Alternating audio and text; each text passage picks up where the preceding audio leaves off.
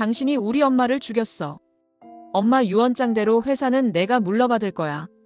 그리고 당신은 감옥에 갈 준비나 해. 최명지가 음흉한 계략으로 신여진을 해치고 구하나가 신여진의 복수를 하게 된다는 이야기를 해보려고 해요. 그 전에 오늘도 보러 와주셔서 감사합니다. 여러분들의 가정에 평안과 행복이 깃들기를 바라며 신데렐라 게임 리뷰 시작하겠습니다. 대저택의 응접실에 놓인 화려한 장식품과 고급 소파가 무색하게, 윤세영의 목소리가 날카롭게 퍼졌습니다. 은총이는 작은 실수를 했을 뿐인데도 겁에 질려 울음을 터뜨렸습니다. 윤세영은 바닥에 떨어진 장난감을 가리키며 목소리를 한껏 높였습니다. 은총, 바닥이 네 놀이터야? 치울 생각 있어? 진짜 사람 피 말리네. 은총이는 당황해서 눈물을 뚝뚝 흘렸지만 윤세영은 아랑곳하지 않았습니다. 윤세영은 간혹 보이는 따스함과는 달리 어린아이 앞에서는 쉽게 짜증을 냈습니다. 구석에 서 있던 최명지가 천천히 다가오며 낮은 목소리로 말을 건넸습니다. 이럴 때 제대로 버릇 고쳐야지. 괜히 마음 약하게 먹지 말고 세영이 하라는 대로 해. 최명지는 부드럽게 등을 토닥이는 제스처를 취했지만 윤세영의 눈빛은 오히려 더욱 매서워졌습니다. 은총이는 겁먹은 눈으로 주변을 둘러보며 작게 흐느꼈습니다. 윤세영은 한숨을 크게 쉬며 장난감을 걷어차듯 발로 밀어버리고 은총이에게 냉소적으로 말했습니다. 울지 마. 네 울음소리 듣기 싫으니까. 은총이의 눈물은 더 거세졌고 그런 모습을 지켜보던 최명지는 숨죽여 미소를 지었습니다. 은총이를 미워하는 윤세영의 태도가 점차 커지고 있다는 사실을 이용해 무언가 의도를 이루고자 하는 듯한 분위기였습니다. 한편 저녁 무렵 가사조사관이 은총이 입양 심사를 위해 이 집을 방문하기로 예고되어 있었습니다. 은총이에게는 중요한 날이었지만 윤세영은 여전히 날선 태도를 거두지 않았습니다. 그리고 예정된 시각, 초인종 소리와 함께 조사관이 도착했습니다. 조사관이 거실에 들어서기도 전에 경찰이 들이닥쳤습니다. 아동학대 신고가 접수되었다는 설명이 떨어지자 최명지는 놀란 표정을 지었습니다. 윤세영은 눈을 동그랗게 뜨고 경찰을 바라봤습니다.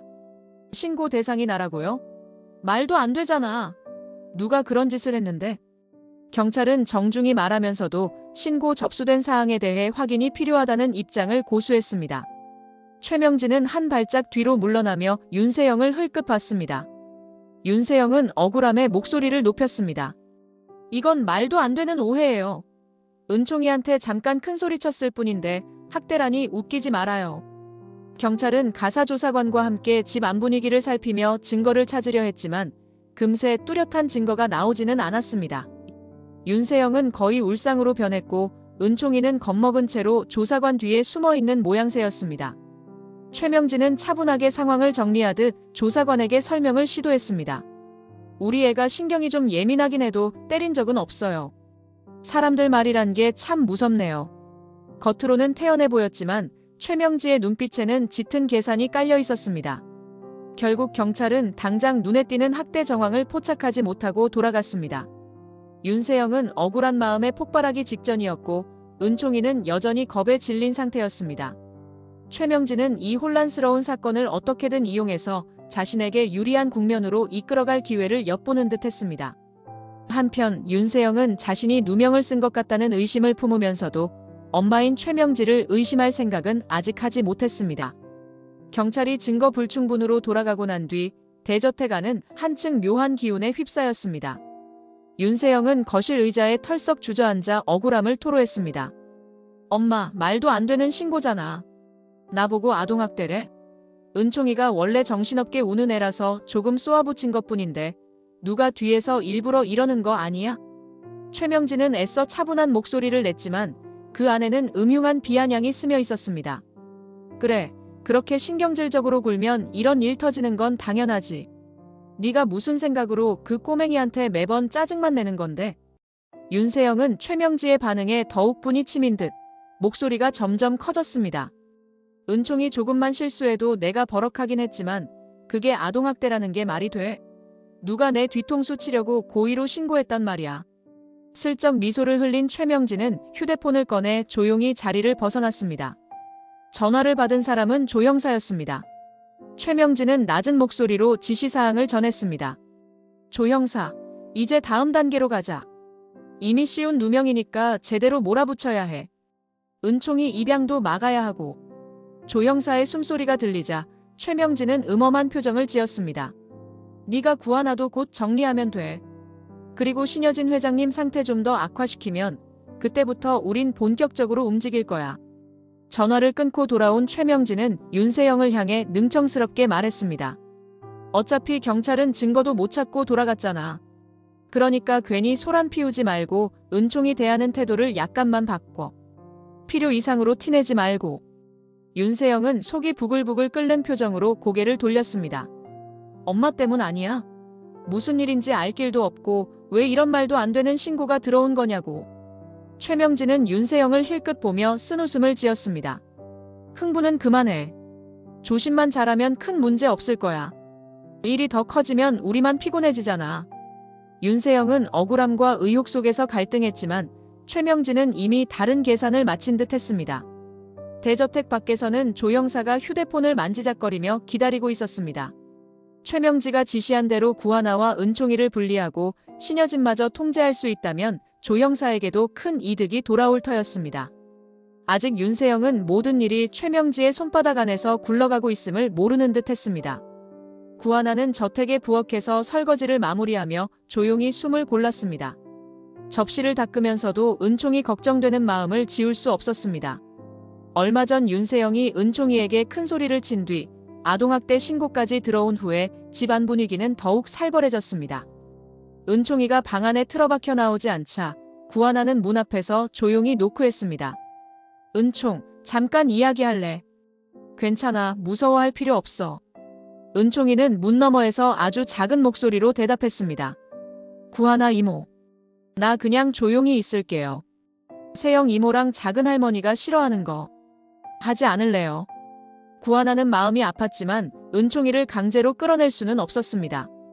대신 조용히 문 앞에 작은 간식을 놔두고 거실로 나왔습니다. 그 순간 윤세영이 살기 있는 눈빛으로 구하나를 노려봤습니다. 구하나, 혹시 은총이 시켜서 내 흉이라도 보게 한 거야? 요즘 말도 안 되는 소문들이 들리던데 황진구랑 붙어 다니면서 내 험담이라도 하는 모양이지. 구하나는 당황하면서도 차분하게, 그러나 속에 맺힌 분노를 억누르며 대답했습니다. 아니야. 내가 은총이한테 네 얘기 한 적 없어. 오해 있으면 말해. 풀어줄게.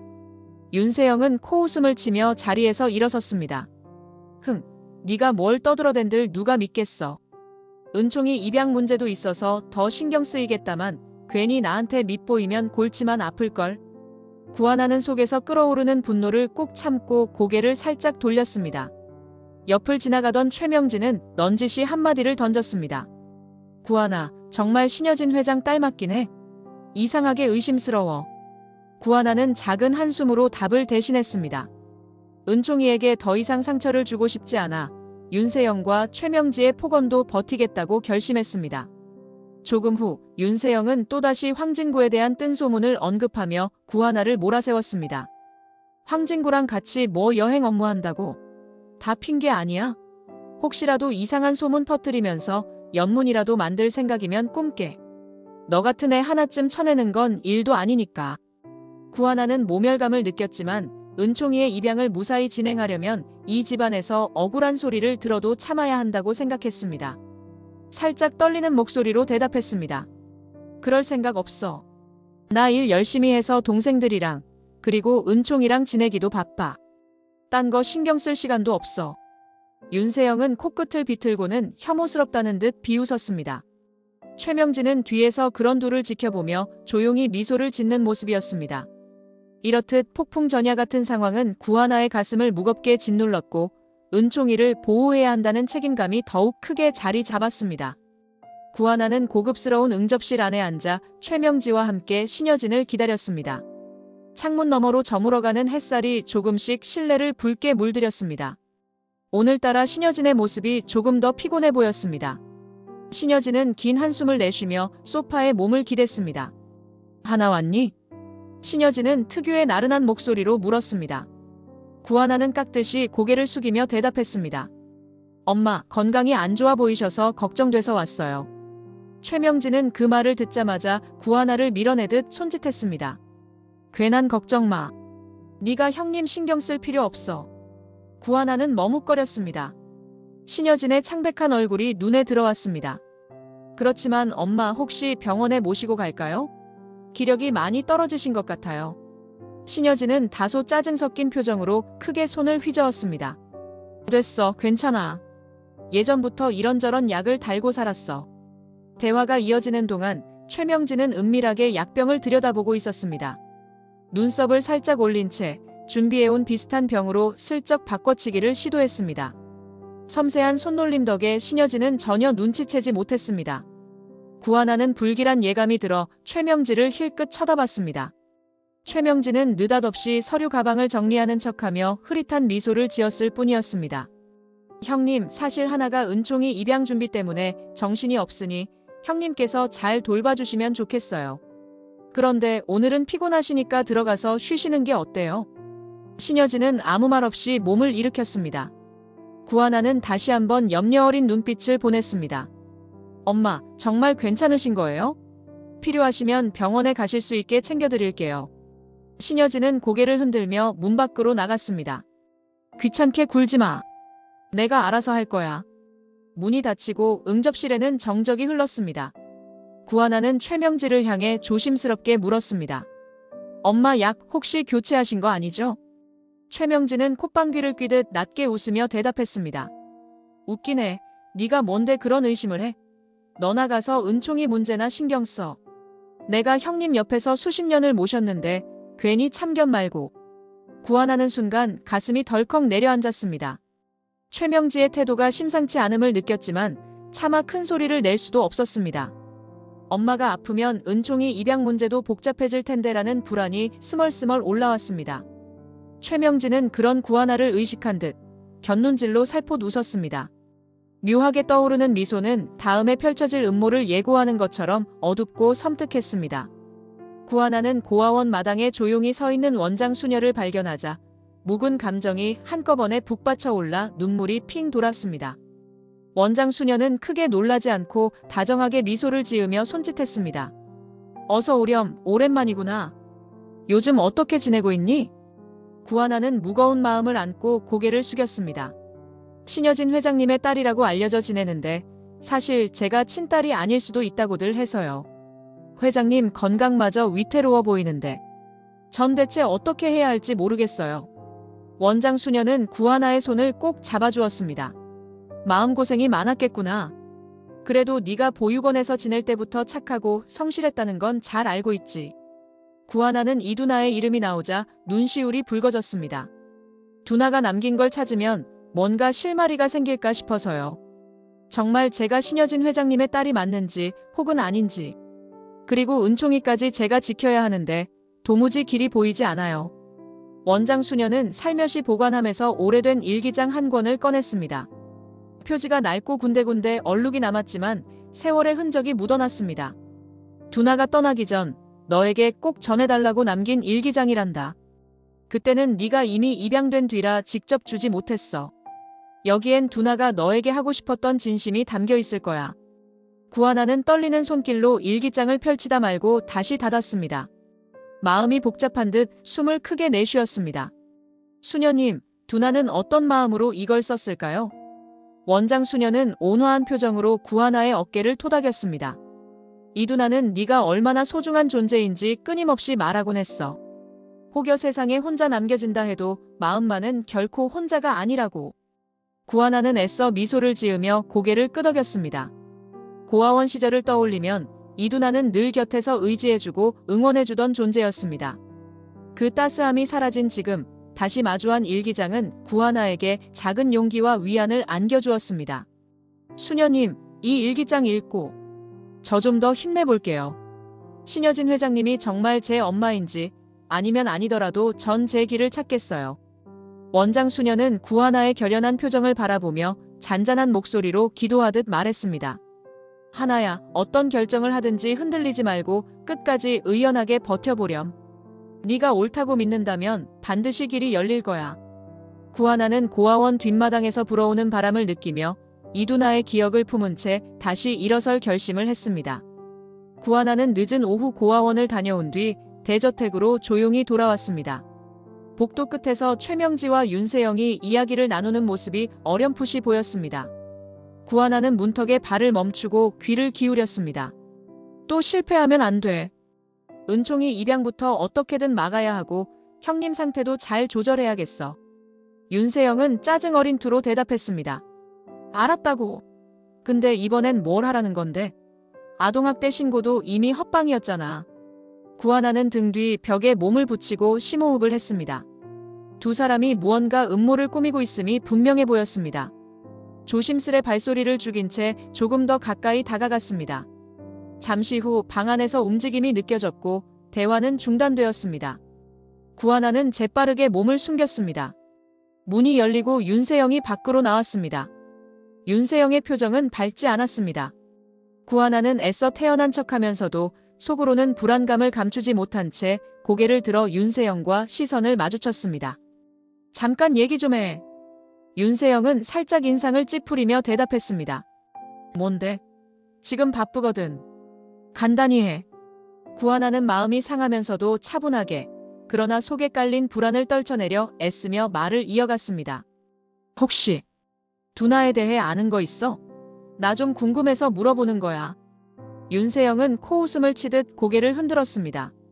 이두나? 몰라, 그런 사람. 쓸데없는 소리 좀 작작해. 그때 최명지가 방 안에서 나와 둘의 대화를 흘끗 보았습니다. 최명지는 구하나에게 차갑게 말을 걸었습니다. 네가 진짜 딸인지 아닌지도 불확실한데 괜히 정신없는 소리 하네. 그런 걸 알아볼 자격이 있다고 생각하니? 구하나는 가슴이 조여오는 불안 속에서도 원장 수녀에게서 받은 일기장과 이두나가 남긴 메시지를 떠올리며 더 물어보고 싶었습니다. 두나는 내 보육원 동기였어. 나 많이 챙겨줬단 말이야. 근데 이두나가 엄마랑 뭔가 인연이 있을지도 몰라. 윤세영은 입술을 삐딱하게 굴리며 비웃었습니다. 그게 나랑 뭔 상관이냐고. 웃기지도 않는 얘기 그만하라니까. 최명지는 구하나를 노려보며 목소리를 낮췄습니다. 너 아까부터 수상해. 괜히 쓸데없는데 기웃거리지 말고 은총이나 잘 챙겨. 형님 건강은 네가 이래라 저래라 할 문제가 아니잖아. 구하나는 한숨을 삼키며 되묻고 싶었지만 이들과의 대화가 더 이상 통할 것 같지 않아 목소리를 낮췄습니다. 밤이 깊어가고 신여진은 잠자리에 들기 위해 방으로 들어갔습니다. 최명진은 어둑한 복도를 지나 신여진의 방 앞에 조용히 섰습니다. 문을 살짝 열어보니 신여진은 약을 먹은 뒤 힘겹게 침대에 누워 있었습니다.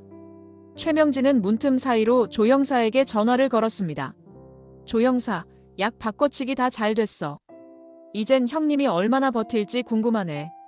조 형사의 목소리가 수화기 너머에서 낮게 울렸습니다. 준비한 병원으로 옮길 상황이 오면 연락 주십시오. 거긴 모든 걸 우리 소나기에 넣을 수 있는 곳이니까요. 최명진은 고개를 끄덕이며 눈길을 신여진에게 고정했습니다. 그래, 늦기 전에 다 정리해둬야지. 구하나도 결국 내가 쫓아낼 거고 은총이 입양도 무산시켜야 해. 그래야 우리 계획이 매끄럽게 진행되지. 통화를 마치고 방 안으로 들어온 최명진은 신여진의 머리맡에 살짝 앉았습니다. 형님, 괜찮으세요? 신여진은 의식을 완전히 잃은 건 아니지만 희미하게 신음하며 고개를 떨었습니다. 최명진은 손등으로 신여진의 이마를 만지작거리다가 흐릿한 미소를 지었습니다. 힘들겠지만 조금만 더 버텨요. 병원에 곧 갈 거예요. 그러나 속마음은 전혀 달랐습니다. 이제 곧 약 효과가 제대로 발휘되면 신여진은 위기에 빠질 거고 그러면 이 상황을 완벽하게 이용해야지. 문 밖에서 이 광경을 지켜보던 조 형사는 음침한 눈빛으로 고개를 끄덕였습니다. 조 형사는 조직적으로 움직이는 하수인들을 이미 대기시켜 놓았다는 사실을 암시하듯 휴대폰을 꽉 쥐고 있었습니다. 신여진은 순간적으로 숨이 가쁜 듯 거칠게 흉곽을 들썩였습니다. 최명진은 당황한 척 보이려 노력했지만 사실 이 순간을 기다리고 있었습니다. 침대 위에서 신여진이 가늘게 눈을 뜨고 최명진을 알아보려 했지만 금세 다시 힘없이 고개를 떨굽니다. 뭐 하는 짓이야? 신여진의 목소리는 거의 알아들을 수 없을 만큼 약해져 있었습니다. 최명진은 차갑게 미소 지으며 말했습니다. 무슨 말씀이세요? 제가 뭘 했다고요? 여진님 힘드실까봐 걱정돼서 이러는 거예요. 신여진은 더 이상 말을 잇지 못했습니다. 의식이 점점 흐려지는 사이 최명진은 단호한 표정으로 방을 나서며 조 형사에게 속삭였습니다. 기회가 왔어. 준비해둔 대로 움직이자. 곧 이 집안 판도를 완전히 바꿀 수 있을 거야. 조 형사는 무언의 동이처럼 고개를 끄덕이고 복도의 어둠 속으로 사라졌습니다. 방 안의 공기가 서늘해지듯 신여진의 거친 숨소리가 한층 더 불안하게 울렸습니다. 최명지의 계획은 착착 실행되고 신여진의 침대 머리맡에는 약을 바꿔치기한 병들이 불길하게 놓여 있었습니다. 자정 무렵 신여진은 고통스러운 신음과 함께 침대에서 몸을 뒤척였습니다. 이마에 흐르는 식은땀이 뺨을 타고 떨어졌습니다. 최명진은 방문 틈으로 비추는 조명 아래 서서 애써 놀란 표정을 지으려 했습니다. 형님, 왜 이러세요? 어디 아프신가요? 신여진은 숨이 가빠서 말이 잘 나오지 않는지 입술만 달싹거리다가 다시 고개를 떨궜습니다. 최명진은 곁에 다가가 이불을 정리해주며 연민 어린 목소리를 냈습니다. 형님, 조금만 더 참아주세요. 병원에 곧 갈 거예요. 그러나 마음속으로는 이제 너만 없어지면 모든 건 내 손바닥 안에 들어온다라는 탐욕을 감추지 못했습니다. 신여진이 잠시 정신을 차린 듯 눈을 번뜩 뜨고는 최명지를 똑바로 바라봤습니다. 네가 내 약 바꿨어? 최명진은 잔잔한 목소리로 답하면서도 시선은 차가웠습니다. 무슨 소리세요? 몸이 안 좋아서 헛소리 하시나 보네요. 신여진은 한 번 더 힘을 내려 했지만 숨이 목에 걸려 제대로 발음조차 나오지 않았습니다. 가슴께를 붙잡은 채 헐떡이는데 금세 몸이 풀리듯 축 처졌습니다. 의식이 가물가물해진 신여진은 고개를 떨구고 다시 깊은 혼수 상태로 빠져들었습니다. 최명진은 퉁명스레 숨을 내쉬며 침대 곁을 떠날 준비를 했습니다. 형님, 조금만 버텨주세요. 어차피 이제 곧 병원으로 갈 거니까요. 그러나 그 목소리에는 안타까움이 전혀 묻어나지 않았습니다. 차라리 이대로 중태를 벗어나지 못하면 더 좋을 텐데 하는 음산한 기색마저 감돌았습니다. 복도에서 희미하게 들려오는 바람소리에 최명진은 순간적으로 고개를 돌렸습니다. 혹시라도 누군가가 엿보고 있지 않을까 하는 경계심이었습니다. 다행히 인기척은 없었습니다. 최명진은 작은 전등을 꺼놓은 상태로 방을 살폈습니다. 옆 탁자 위에는 바꿔치기 된 약병이 그대로 놓여 있었고 그 주위엔 신여진이 평소 챙겨 두던 문서들이 어질러져 있었습니다. 최명진은 시간이 문제지, 어차피 조만간 내 손에 들어오겠지라는 생각으로 서류를 힐끗 바라봤습니다. 신여진은 지쳐서 완전히 의식을 놓아버렸는지 숨소리만 희미하게 울렸습니다. 최명진은 손바닥으로 신여진의 이마를 만지작거리며 차갑게 중얼거렸습니다. 회장님 자리 물려받을 사람은 이미 정해져 있으니까 여기서 그만 끝나주시면 서로 편하겠죠. 방 안의 공기가 점차 무거워졌고 신여진이 내뱉는 가쁜 숨만이 상황의 긴박함을 알려줬습니다. 최명진은 끝내 비릿한 미소를 지으며 방을 나섰습니다. 곧 다시 돌아올 테지만 지금은 이 상태를 좀 더 방치해두는 편이 낫다고 믿는 듯 했습니다. 이른 아침 집 안 공기가 심상치 않아 보이자 구하나는 급히 신여진이 지내는 방으로 가려 했습니다. 그러나 문 앞에 서 있는 최명지가 가로막으며 통로를 막았습니다. 최명지는 눈이 붉어져 있고 마치 방금 전까지 울고 있었던 것처럼 흐느끼는 목소리를 냈습니다. 형님이 위독해. 너 같은 가짜 딸 때문에 이렇게 된 거야. 구하나는 깜짝 놀라며 다급하게 물었습니다. 위독하시다니요? 무슨 일이에요? 제가 엄마를 살펴봐야 해요. 최명진은 서류 하나를 흔들어 보였습니다. 주름진 종이에 출생 기록이라고 적혀 있었습니다. 네 출생 서류가 엉망이야. 이걸로 봐선 네가 진짜 딸이라는 증거가 전혀 없어. 지금 이런 시점에 이 사실이 밝혀져서 형님이 스트레스 받아 쓰러진 거 아니면 뭐겠어. 구하나는 억울한 표정으로 최명지를 바라봤습니다. 아니에요. 전 그런 의도가 없어요. 엄마가 아프시다면 더 돌봐드리고 싶어요. 최명진은 손사래를 치듯 고개를 가로저었습니다. 돌봐주긴 뭘 돌봐줘. 너 같은 가짜가 얼쩡되면 형님만 더 괴로워해. 짐이 났어. 방문이 열리지 않는 동안 구하나는 긴장감에 사로잡혔습니다. 엄마인 신여진이 무슨 상태인지 직접 확인하지 못하니 걱정이 커졌습니다. 그러나 최명진은 강제로 구하나를 현관 쪽으로 몰아붙였습니다. 당장 나가. 네가 딸이라고 우기는 것. 이젠 못 봐주겠어. 구하나는 간신히 캐리어를 챙기고 문 밖으로 나왔지만 발걸음이 떨렸습니다. 가슴속엔 신여진이 정말 심각한 상황일지 모른다는 불안과 은총이를 혼자 놔두게 된다는 죄책감이 휘몰아쳤습니다. 문이 쾅 닫히고 구하나는 텅 빈 대문 앞에 서서 한동안 멍하니 있었습니다. 강제로 쫓겨난 것도 충격이지만 은총이가 이 집안에 남아있다는 사실이 더 견디기 힘들었습니다. 최명진은 안에서 무언가를 지시하는 듯 큰 소리로 사람들을 불렀습니다. 엄마인 신여진이 위독하다는 말이 사실이라면 이대로 은총이 입양을 추진하기는 어려워질 것이 뻔했습니다.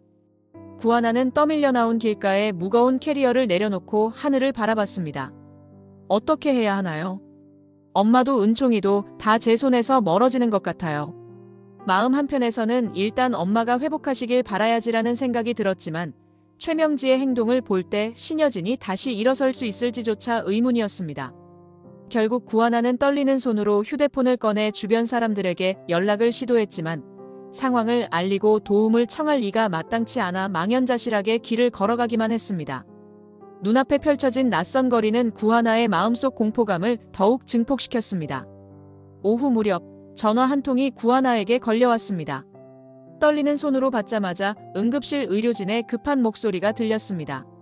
지금 신여진 회장님이 위급한 상황인데 수혈이 필요합니다. 혹시 가까운 가족이시라면 빨리 병원으로 와주실 수 있습니까? 구하나는 순간 갈등했지만 최명지에게 쫓겨났다는 사실은 뒤로 미루고 일단 병원으로 달려갔습니다. 병원 복도에는 긴박한 분위기가 감돌았습니다. 의사 가운을 입은 의료진이 무언가 설명을 건넸습니다. 신여진 회장님 혈액형이 희귀해서 수급이 쉽지 않습니다. 다행히 연락처가 남아있어 구하나 씨께 전화를 드렸습니다. 구하나는 숨을 고르며 대답했습니다. 수혈이 필요하시다면 당연히 제 피를 쓰세요. 빨리 검사해주세요. 의료진은 긴급하게 체열 검사를 진행했습니다. 헌혈하기 위한 기본 혈액형 검사 외에도 환자가 중태이므로 혹시 가족끼리 다른 이슈가 없는지 확인을 위한 유전자 검사까지 겸하게 됐습니다. 구하나는 지쳐 보이면서도 신여진을 살려야 한다는 생각뿐이었습니다. 잠시 뒤 응급실 문이 열리고 의료진이 다급히 돌아왔습니다. 수혈은 가능할 것 같습니다. 그런데 의료진의 표정이 복잡했습니다. 동시 진행한 DNA 검사 결과에서 직계혈족 판정이 나왔기 때문이었습니다. 의사는 고개를 들며 조심스레 말했습니다. 이 결과만 보면 구하나 씨는 신여진 회장님과 직계 가족으로 나오네요. 혹시 알고 계셨나요? 구하나는 깜짝 놀랐습니다. 최명지가 가짜라고 몰아세웠던 상황과는 정반대의 진실이 의료진 입에서 나온 것입니다. 복잡한 감정이 한꺼번에 밀려와 마음이 떨렸습니다. 제가 정말 신여진 회장님 딸인 건가요? 의료진은 난처한 표정으로 머리를 극적였습니다. 결과상으론 그렇게 나오는데 지금 환자분이 위독한 상태라. 일단 수혈 먼저 진행하겠습니다. 구하나는 눈물을 삼키며 수혈실로 들어갔습니다. 긴장된 시간이 흐르고 의료진은 구하나의 혈액을 준비해 신여진에게 공급했습니다. 모니터에 울리는 신호음이 간헐적으로 규칙을 잃어버리며 신여진의 상태가 얼마나 위중한지 실감하게 했습니다. 수혈이 어느 정도 마무리되자 의료진이 감사 인사를 건넸습니다. 덕분에 환자분이 조금은 안정세에 접어들 것 같습니다. 지금 신여진 회장님을 살릴 가장 중요한 연결고리는 구하나 씨이네요. 구하나는 복잡한 심경에 눈물을 흘리며 의자에 주저앉았습니다. 제가 정말 친딸이라니. 그런데 어쩌면 지금이라도 엄마를 뵐 수 있나요? 의료진은 간단한 소독 절차를 진행하고 나서 회복실로 안내했습니다. 문을 열고 들어가자 신여진이 산소호흡기를 낀 채 누워 있었습니다. 기계음이 울리는 가운데 구하나는 가슴이 미어질 듯 다가섰습니다. 가짜 딸이라고 몰아세웠던 외부 시선과는 달리 눈앞의 진실은 전혀 다른 이야기를 하고 있었습니다. 1시간쯤 지나자 신여진이 미세하게 의식을 되찾았습니다. 아직 고통이 가시지 않은 얼굴이지만 눈을 희미하게 뜨고 주변을 살폈습니다. 구하나는 조용히 다가가 작은 목소리로 인사를 건넸습니다. 엄마, 괜찮으세요? 제가 수혈을 해드렸어요. 조금만 더 힘내시면. 신여진은 숨을 고르게 들이마시며 간신히 말을 이어갔습니다. 내가 낳은 첫째가 살아있었다니. 구하나는 눈물이 왈칵 쏟아지며 입술을 꼭 물었습니다. 엄마. 아니 회장님. 정말 감사해요. 이렇게 깨어나 주셔서. 신여진은 힘겹게 손을 들어 구하나의 손을 잡았습니다. 미안하고 고맙다 하나. 불현듯 문 밖에서 문소리가 들리더니 최명지가 황급히 들어왔습니다. 최명지는 이 광경을 보고 눈빛이 일순 당황으로 바뀌었습니다. 아니, 네가 여긴 왜 있어? 형님이랑 무슨 이야기를 한 거야? 신여진은 아직 힘이 부족해 크게 말하지 못했지만 목소리에 어느 정도 결의가 느껴졌습니다. 너 처음부터 알았어? 우리 첫째 살아있었던 거. 최명진은 침을 삼키며 상황을 파악했습니다. 의료진이 이미 구하나의 혈액검사 결과를 확인한 이상 더는 변명하기 어려워 보였습니다. 최명진은 어색하게 웃으며 대답했습니다. 형님, 지금 몸도 안 좋으신데 그런 복잡한 이야기하면 안 돼요. 하나가 진짜 딸이라니 그게 말이 되나요? 신여진은 손끝을 떨며 다시 한번 힘을 모아 말했습니다. DNA 검사 나왔어. 하나가 내 딸이야. 구하나는 신여진의 손을 꼭 잡고 울먹였습니다. 그토록 듣고 싶었던 말이었지만 이미 늦어버린 건 아닐까 하는 두려움이 몰려왔습니다. 최명진은 어쩔 줄 몰라 당황하다가 재빨리 다른 수작을 궁리했습니다. 그러나 신여진의 눈빛이 더는 최명지에게 마음을 주지 않았습니다. 잠시 후 신여진은 기력을 잃은 듯 숨을 몰아쉬기 시작했습니다. 작은 호흡기 소리가 끊기는 듯 이어지고 구하나는 간호사를 급히 불렀습니다. 여기 좀 와주세요. 엄마가. 숨이 가빠지세요. 의료진이 뛰어들어와 긴급 처치를 시도했지만 신여진은 손끝에 남은 마지막 힘으로 구하나를 향해 미소 지으며 눈을 감았습니다. 구하나는 사력을 다해 신여진의 이름을 불러봤지만 돌아오는 대답은 없었습니다. 최명진은 그 찰나의 순간 문틈에서 이 장면을 지켜보다가 이내 감정을 지운 듯 표정을 바꿨습니다. 진짜 딸이었다니 이게 무슨 일이야? 시끄러운 기계음과 간호사들의 긴급한 목소리가 뒤섞인 가운데 신여진은 마지막 숨을 거뒀습니다. 구하나는 눈물이 끝없이 흐르는 것을 막지 못했습니다. 최명진은 잠시 경악한 듯했지만 곧 차가운 표정을 짓고 밖으로 나가버렸습니다. 그 공간에 남은 것은 구하나의 울음소리와 신여진의 식어가는 손뿐이었습니다. 며칠 뒤 신여진의 장례가 조촐하게 치러졌습니다. 깜짝 놀랄 만큼 단출한 의식이었지만 각종 서류 작업은 신속히 진행됐습니다. 그리고 결국 구하나는 신여진이 남긴 재산과 경영권을 공식적으로 승계받았습니다. 식이 끝난 뒤 구하나는 검은 상복 차림으로 재단 사무실에 앉아 한숨을 내쉬었습니다. 최명지와 윤세영이 사무실 문을 열고 들어왔습니다. 윤세영은 투명한 의자에 털썩 앉아 냉소적인 표정을 지으며 말했습니다. 결국 네가 진짜 딸이었다 이거지. 황당하네. 구하나는 담담히 눈을 마주쳤습니다. 고인 뜻에 맞게 어떤 것도 함부로 하지 않을 거예요. 회장님께서 바라셨던 대로 기업을 운영하고 은총이도 지켜낼 거예요. 최명진은 억지로 웃는 듯한 표정을 지으며 끼어들었습니다. 뭐 진짜 딸이라니 어쩔 수 없네. 근데 재산 문제는 조금 생각해봐야지 않아? 우리도 그동안 고생했던 흔적이 있잖아. 윤세영은 최명지를 거들듯이 말했습니다. 맞아. 은총이까지 네가 데리고 회사를 좌지우지하면 안 되지. 다 합쳐서 어느 정도만 떼어주면 좋을 텐데. 구하나는 억울함과 슬픔이 교차했지만 차분한 어조를 유지하려 애썼습니다. 두 분이 무슨 의도로 말씀하시는지는 압니다. 그렇지만 회장님께서 원하셨던 건 이 회사가 가족을 위해 존재하는 것이었어요. 함부로 재산을 분배할 순 없어요. 최명진은 표정을 굳혔고 윤세영은 한숨을 푹 쉬며 고개를 돌렸습니다. 잘난 척은. 그래도 우리 어머니가 오랫동안 이 집안 살림 챙겼는데 그 보상은 있어야 하는 거 아냐? 구하나는 말없이 서류를 정리했습니다. 책상 위엔 신여진이 남긴 여러 문서와 유언장이 놓여 있었습니다. 공식 승계 절차가 완료되어 구하나가 의결권과 지분을 가진 상황임이 명확했습니다. 최명진은 억울하다는 듯 손을 탁 치며 말했습니다. 아무튼 잠시 시간을 갖고 생각해봐. 우린 이 정도로 물러나지 않아. 구하나는 슬픈 눈으로 두 사람을 바라봤습니다. 돌아가신 회장님을 위해서라도 민감한 문제는 천천히 합의점을 찾아보죠. 무리하게 요구하시면 저도 어쩔 수 없어요. 최명지와 윤세영은 눈짓을 주고받으며 무언가 또 다른 계획을 생각하는 기색이었습니다. 하지만 구하나는 신여진이 남긴 뜻을 존중하고 은총이를 포함해 주변을 지키겠다는 다짐을 굳건히 했습니다. 윤세영의 차가운 시선과 최명지의 계산적인 태도는 여전히 불안감을 줬지만 장례까지 마친 상태에서 구하나가 흔들릴 수는 없었습니다. 장례식장 밖에는 은총이가 대기하고 있었습니다. 아직 구하나에게 달려와 울음을 터뜨리지 않은 은총이의 모습이 애처롭게 보였습니다. 구하나는 다시금 마음을 다잡았습니다. 더 이상 울고 있을 틈이 없다는 사실, 그리고 신여진이 지키려던 많은 것들을 이제 스스로 보호해야 한다는 책임감이 가슴 깊이 스며들었습니다. 최종 이사회가 열리는 회의실은 팽팽한 긴장감에 휩싸여 있었습니다. 임원들이 모여있고 최명지와 윤세영은 나란히 앉아 서류를 훑어봤습니다. 구하나는 앞자리에 서서 차분히 발표를 시작했습니다.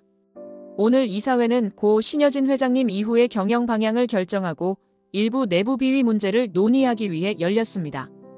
회의실 곳곳에서 누군가 헛기침을 하고 기자나 외부 인사들도 자리에 있었습니다. 최명진은 뭔가 불길한 예감을 느끼는 듯 서류를 바삐 넘겼고 윤세영은 다리를 꼬며 시큰둥한 표정을 지었습니다. 구하나는 노트북을 열고 스크린에 자료를 띄웠습니다. 지금부터 공개할 자료는 매우 민감합니다. 최명지와 윤세영 팀장이 이 회사와 주변 인물들에게 어떤 행위를 했는지 명확히 보여줄 증거입니다. 최명지는 놀란 표정을 지었다가 황급히 일어나 소리쳤습니다. 그게 무슨 소리야? 갑자기 이런 식으로 몰아세우면 곤란해. 윤세영도 당황해 서류를 훑어보다가 참지 못하고 발을 구르며 말했습니다. 대체 뭘 또 말하려고? 어차피 그딴 건 증거도 없을 텐데 쇼 그만하라고. 구하나는 흔들림 없이 증거 서류와 사진, 녹음 파일 등을 하나씩 화면에 띄웠습니다. 불법 행위, 폭언, 폭행, 심지어 신여진 회장님 건강을 악화시키는 약 바꿔치기까지. 이 증거들은 이미 법무팀과 공유했습니다. 회의실은 삽시간에 술렁거렸습니다. 몇몇 임원들은 서류를 회수하려 달려들었지만 이미 여러 붓으로 복사된 자료가 참석자들에게 배포되어 있었습니다. 최명진은 치를 떨면서 소리를 질렀습니다. 이런 말도 안 되는 짓거리를. 전부 거짓말이야. 윤세영은 하얗게 질린 얼굴로 아무 말도 잇지 못했습니다. 구하나는 괴로운 듯 숨을 내쉬고 이어 말했습니다. 고 신여진 회장의 죽음에 이르는 과정에서 어떤 일이 있었는지 이 자료가 낱낱이 보여줄 겁니다. 법무팀에 이미 넘겼으니 이사회가 끝나는 즉시 수사 요청을 할 예정이에요. 최명지와 윤세영은 절망스러운 표정으로 서류를 찢어보려 했지만 소용이 없었습니다. 기자들이 카메라 플래시를 터뜨리며 앞다투어 사진을 찍었고 이 상황은 이미 돌이킬 수 없을 정도로 공표된 상태였습니다. 신여진 회장님의 뜻을 더럽힌 행위에 대해서는 반드시 법의 심판을 받으세요. 구하나는 담담하게 선고하듯 말했습니다. 임원들 사이에서도 비난과 경악의 목소리가 쏟아졌고 최명지와 윤세영은 아무런 변명도 제대로 하지 못한 채 회의실 한가운데에 서게 됐습니다.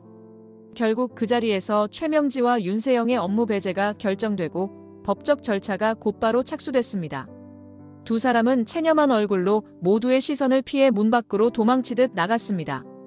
임원들은 허둥지둥 자리를 정리하며 구하나에게 재차 사과와 협조를 약속했습니다. 회의가 마무리되자 구하나는 깊은 한숨을 내쉬었습니다. 그리고 작은 목소리로 신여진을 떠올리며 중얼거렸습니다. 엄마, 이제야 제대로 지켜드린 것 같아요. 엄마가 남긴 회사, 한 톨도 그것들한테 빼앗기지 않을게요. 복도 끝에는 은총이가 기다리고 있었습니다. 은총이는 살짝 눈물을 머금은 얼굴로 구하나에게 달려왔습니다. 구하나는 은총이를 꼭 끌어안으며 신여진이 지키려 했던 기업과 가족을 함께 이어나갈 미래를 굳게 다짐했습니다. 새로운 출발을 앞두고 더 이상 흔들리지 않을 결심이 마음 깊은 곳에서 타올랐습니다. 이번 영상 재미있으셨으면 구독과 좋아요 부탁드립니다. 구독은 저에게 큰 응원이 됩니다. 오늘도 시청해주셔서 감사합니다.